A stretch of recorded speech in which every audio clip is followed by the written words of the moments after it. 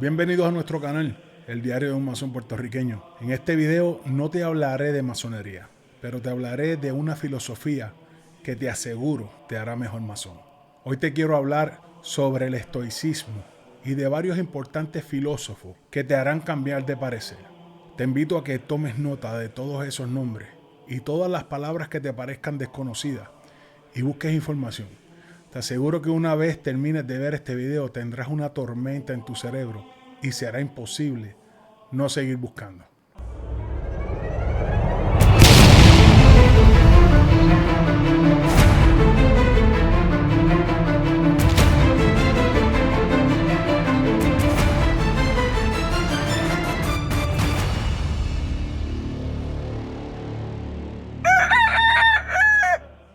El estoicismo predicó el valor de la razón, al proponer que las emociones destructivas son el resultado de errores en nuestra manera de ver el mundo, y ofreció una guía práctica para permanecer resueltos, fuertes y en control de la situación. Pero ahora bien, ¿qué es el estoicismo? El estoicismo es una escuela filosófica fundada por Zenón de Sitio en Atenas a principios del siglo III a.C. Es una filosofía ética personal basada en su sistema lógico y sus puntos de vista sobre el mundo natural. Los estoicos creían que todo alrededor operaba según una ley de causa y efecto, resultando en una estructura racional del universo. Pensaban que no podemos controlar lo que pasa a nuestro alrededor, pero sí podemos controlar lo que pensamos sobre estos eventos. En vez de imaginar una sociedad ideal falsamente positiva, su doctrina filosófica estaba basada en el dominio y control de los hechos, cosas y pasiones que perturban la vida, valiéndose de la valentía y la razón del carácter personal. Como seres racionales, su objetivo era alcanzar, basándose en la tolerancia y autocontrol, la eudaimonía, felicidad o bienaventura, y la sabiduría en aceptar el momento tal y como se presenta, al no dejarse dominar por los deseos de placer o por el miedo al dolor, por usar la mente para comprender el mundo y hacer su parte en el plan de la naturaleza,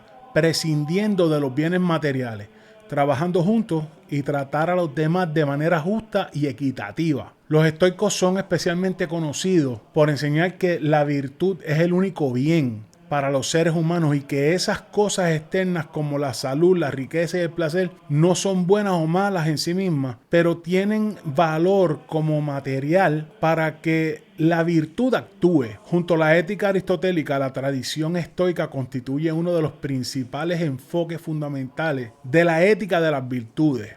Los estoicos también sostenían que ciertas emociones destructivas eran el resultado de los errores de juicio y creían que las personas debían apuntar a mantener una voluntad que esté de acuerdo con la naturaleza. Debido a esto, los estoicos pensaron que la mejor indicación de la filosofía de un individuo no era lo que una persona decía, sino cómo se comportaba una persona. Para vivir una buena vida, uno tenía que entender las reglas del orden natural, ya que pensaban que todo estaba enraizado en la naturaleza. Muchos estoicos como Séneca y Epicteto enfatizaron que debido a que la virtud es suficiente para la felicidad, un sabio sería emocionalmente resistente a la desgracia. Esta creencia es similar al significado de la frase calma estoica, aunque la frase no incluye los puntos de vista estoicos radicales, de que solo un sabio puede ser considerado verdaderamente libre y que todas las corrupciones morales son igualmente viciosas. Durante el periodo helenístico adquirió mayor importancia y difusión, ganando gran popularidad por todo el mundo grecorromano, especialmente entre las élites romanas. Su periodo de permanencia va del siglo III a.C. hasta finales del siglo II después de Cristo.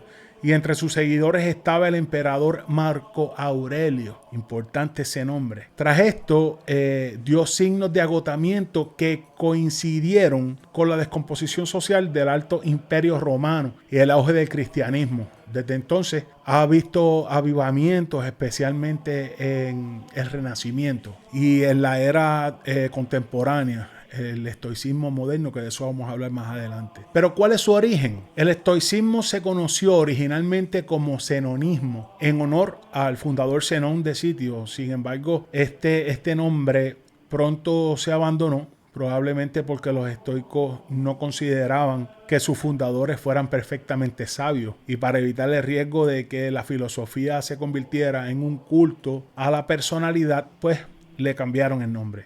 El nombre estoicismo deriva del stoa poikile, o pórtico pintado, una columna decorada con escenas de batallas míticas e históricas en el lado norte del Ágora de Atenas, donde Zenón y sus seguidores se reunían para discutir sus ideas. Como el estoicismo moderno, la palabra estoico comúnmente se refiere a alguien que es indiferente al dolor, el placer, a la pena o la alegría. El uso como persona que reprime los sentimientos o aguanta con paciencia. Se citó por primera vez en el 1579 como sustantivo y en el 1596 como adjetivo. La DRAE define estoico como fuerte, ecuánime ante la desgracia, y el estoicismo como fortaleza o dominio sobre la propia sensibilidad. En contraste con el término epicúreo, en las notas de la entrada del estoicismo en la Standard Encyclopedia of Philosophy, el sentido del adjetivo inglés estoico no es totalmente engañosa con respecto a sus orígenes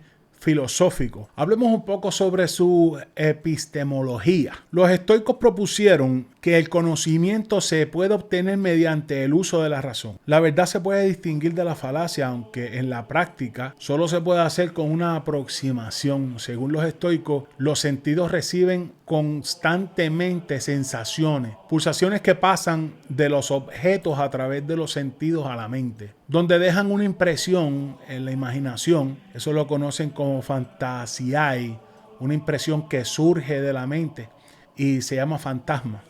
La mente tiene la capacidad de juzgar, aprobar o rechazar una impresión, lo que permite distinguir entre una representación verdadera de la realidad de una que es falsa. Algunas impresiones se pueden aceptar de inmediato, pero otras solo pueden lograr diversos grados de aprobación vacilante, que pueden etiquetarse como creencia u opinión. Es como decir un doxa. Solo a través de la razón obtenemos una comprensión y una convicción clara. Eso le llaman catalepsis. El conocimiento cierto y verdadero, el epísteme, alcanzable por el sabio estoico, solo puede lograrse verificando la convicción con la experiencia de los compañeros y el juicio colectivo de la humanidad. Los escépticos, muy influyentes a partir del segundo siglo antes de Cristo, trataban de independizar al hombre del mundo mediante la abstención de juicio. Dudaban de la posibilidad de conocimiento sensible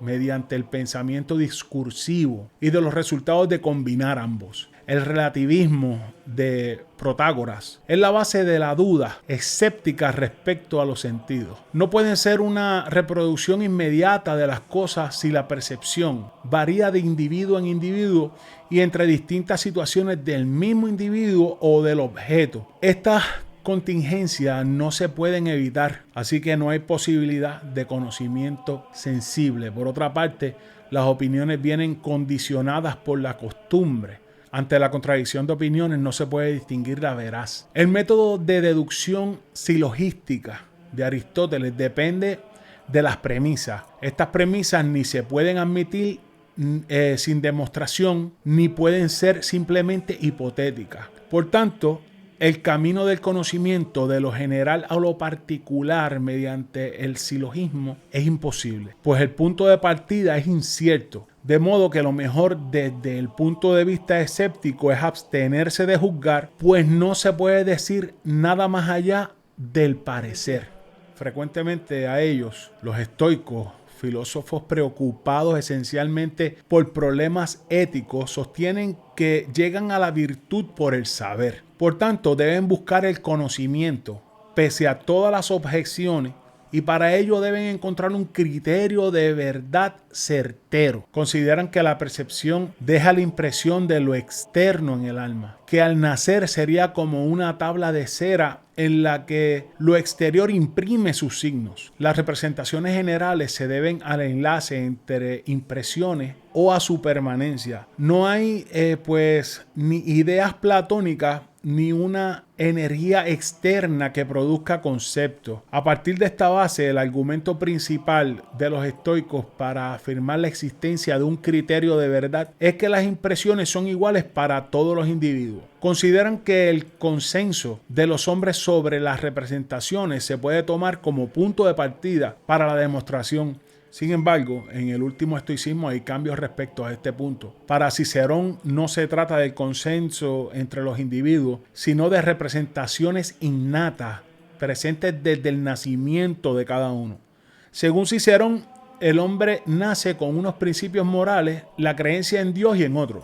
Respecto a las percepciones, los estoicos consideran que el criterio del conocimiento verdadero es la evidencia de la percepción o la experiencia sensible, es decir, de los sentidos. Esto se define como teoría del conocimiento sensualista. La información que entra por los sentidos deja una percepción en nuestra razón. Estas percepciones son verdaderas. Cuando hay un error o contradicción es por la opinión, no por la percepción, pero todavía no son conocimiento. Primero deben ser sometidas a la racionalidad.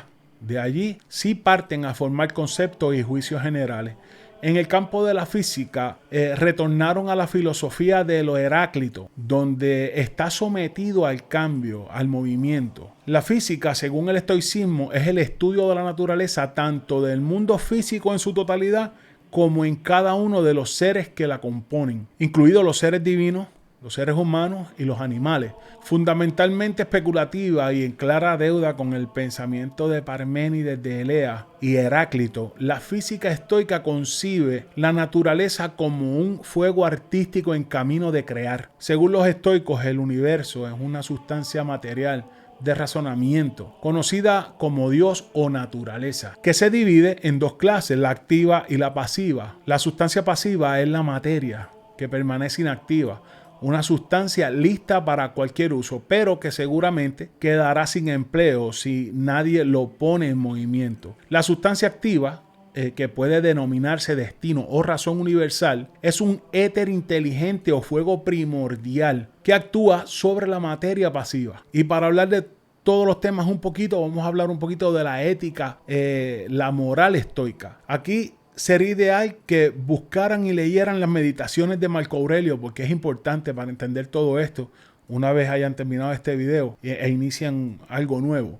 Y es que al estar todos los acontecimientos del mundo rigurosamente determinados y formar parte del hombre, del logos universal, la libertad no puede consistir más que en la aceptación de nuestro propio destino, el cual estriba fundamentalmente en el vivir conforme a la naturaleza. Para ello, el hombre debe conocer qué hechos son verdaderos y en qué se apoya su verdad. El bien y la virtud consisten, por tanto, en vivir de acuerdo con la razón, evitando las pasiones, que no son sino desviaciones de nuestra propia naturaleza racional. La pasión es lo contrario que la razón. Es algo que sucede y que no se puede controlar, por tanto, debería evitarse. Los estoicos solían reducir las pasiones al placer, la tristeza, el dolor, el temor, y estas reacciones deben dominarse a través del autocontrol, ejercitando así el uso de la razón, por lo cual se nos plantea un ejercicio simple.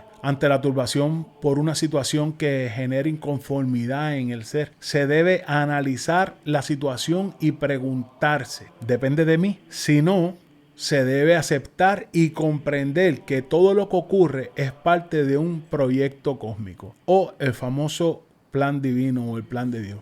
Si la respuesta es que sí, se puede razonar una solución que devuelva al ser la impasibilidad y la imperturbabilidad. Eso se conoce como ataraxia. De esto se concluye que las pasiones como el dolor son inevitables, pero el sufrimiento es opcional. El ser sufre por la manera en la que juzga los eventos que le suceden. Por lo tanto, todos los ignorantes desconocen el logos universal y se dejan arrastrar por todas esas pasiones. El sabio ideal es aquel que vive conforme a la razón, está libre de pasiones y se considera ciudadano del mundo. El cosmopolitismo, que defiende la igualdad y la solidaridad de los hombres. Las 4 virtudes cardinales de la filosofía estoica son una clara clasificación derivada de las enseñanzas de Platón en la República.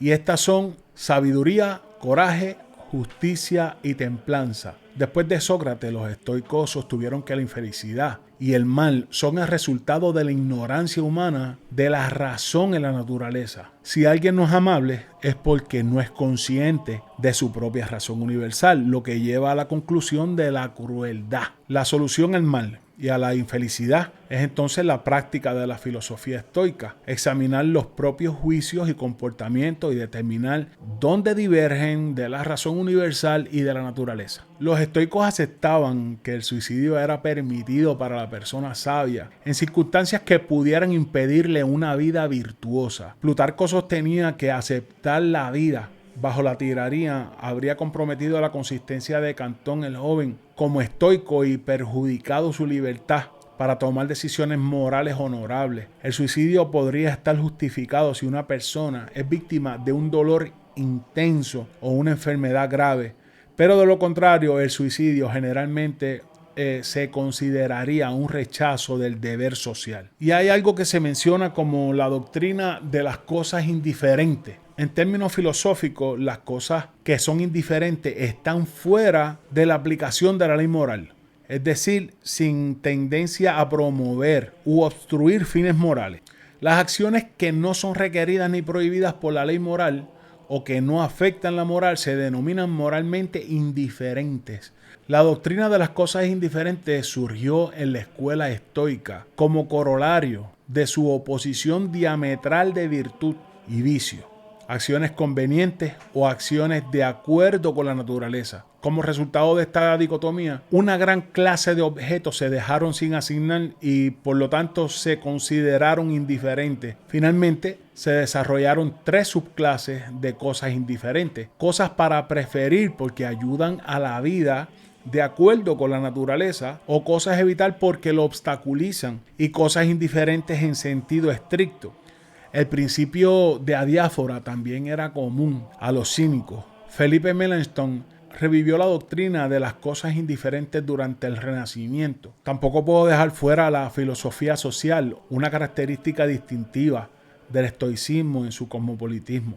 Según los estoicos, todas las personas son manifestaciones del único espíritu universal y deben vivir en amor fraternal y ayudarse mutuamente. En los discursos, Epicteto comenta sobre la relación del hombre con el mundo. Cada ser humano es principalmente un ciudadano de su propia comunidad, pero también es miembro de la gran ciudad de dioses y hombres, de la cual la ciudad política es solo una copia. Este sentimiento se hace eco del de Diógenes de Sinope, quien dijo: no soy un ateniense ni corintio, sino un ciudadano del mundo. Sostuvieron que las diferencias externas, como el rango y la riqueza, no tienen importancia en las relaciones sociales.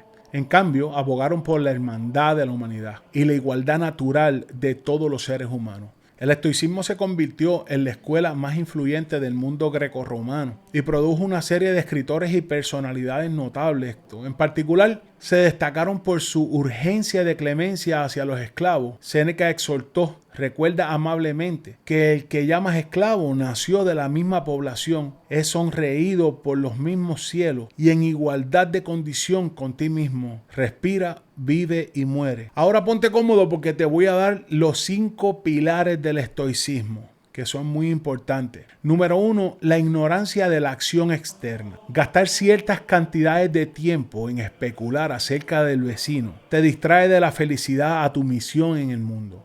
ya que implica una pérdida de oportunidad para realizar tareas que mejorarían tu vida y de la sociedad. El tiempo es un recurso limitado. ¿Por qué ha de ocuparlo en lo que los demás piensan o hacen? Número 2. Eliminación de lo superfluo. Marcharse para poder encontrar el origen etimológico del término superfluo ahora nos ocupa. Número 3. Percepción de la realidad. Nuestro cerebro, además de regular los procesos filosóficos automáticos y de su capacidad para escribir un soneto o componer una sinfonía, es también una máquina biológica que recibe datos de diversas fuentes internas o externas, y tras un análisis en mayor o menor medida consciente, obtiene una conclusión que es almacenada en la memoria. Este proceso, que llamamos cognición, establece nuevas sinapsis neuronales y modifica la realidad que percibimos. Número 4. Dicotomía de control. Si estamos lo suficientemente sanos desde el punto de vista mental, nuestras decisiones y comportamientos están bajo nuestro control y todo lo demás está fuera de nuestro control, debiendo preocuparnos solo de lo que está bajo nuestro control y tratar todo lo demás con ecuanimidad. Número 5. Reconciliación con la frustración. El impedimento de la acción avanza a la acción. Lo que permanece en el camino se convierte en el camino. Los eventos extrínsecos son la oportunidad para desarrollar la virtud, con independencia que sea bien o mal aventurado. Cada vez que te encuentres con un problema o frustración, abrázala para que nunca olvides en qué fallaste y puedas seguir mejorando. Ahora escucha con detenimiento estas palabras para que no las olvides. Escucha bien. Como soy un animal social y racional, me centraré en lo que es importante y depende de mí, no en lo que otros hacen o si obtengo los resultados deseados. Te dejo con esto para que comiences tu propia investigación. Suscríbete al canal, regálame un like y toca la campanita para que recibas un campanazo cada vez que subo un nuevo video. Comenta y comparte. Ayúdame a llevar un poquito de luz a donde haga falta. Gracias y hasta la próxima.